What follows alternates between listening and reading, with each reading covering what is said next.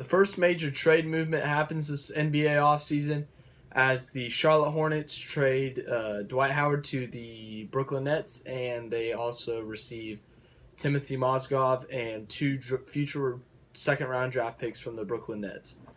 Interesting trade. Didn't see it coming, but apparently the Hornets were trying to get rid of Dwight Howard just because of his contract. It's $23.8 million, and it expires next year, I think. And Mozgov's contract's $32.7 million for 2 years. So obviously, you'd rather have that than Howard.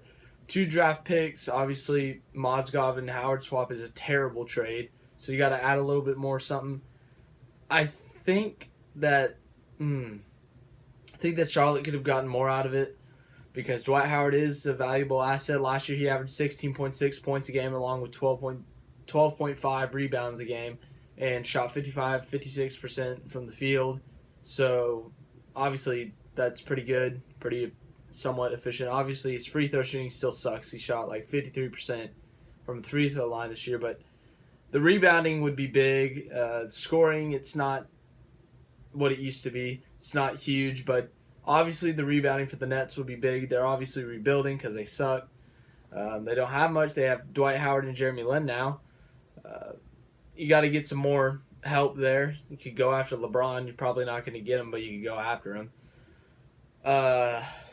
Yeah, but so just going to talk a little bit more about the trade and detail and stuff. And so as I was saying, the Hornets were obviously trying to get rid of some cap space or get rid of some expenses, aka Dwight Howard, so that they could create some cap space. But the Nets were also doing the same thing. They were getting rid of Mozgov, and now that saves them about $17 million so that they are able, for 2019-2020, they're able to maybe fill 2 max contracts. For the 2019-2020 season, the 2019 free agency. But Howard, he is an 8-time All-Star. He has moved around a lot recently. He signed with the Lakers back whenever that happened.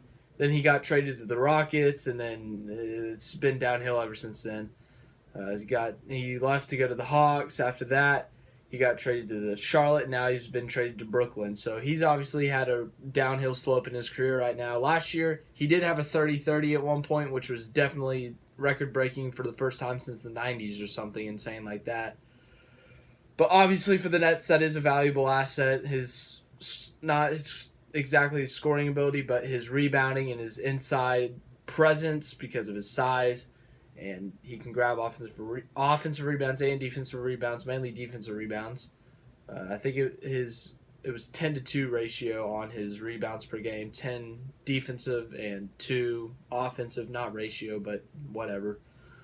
So this is obviously a big trade just because of Dwight Howard and his name and what he's done in his career. But the deal cannot be made official till July 6th when all this trade stuff is official. I don't know. I don't know.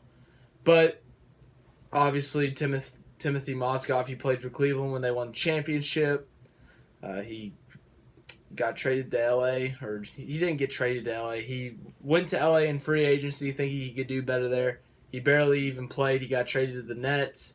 That was part of that Brook Lopez deal that sent Brook Lopez over to LA.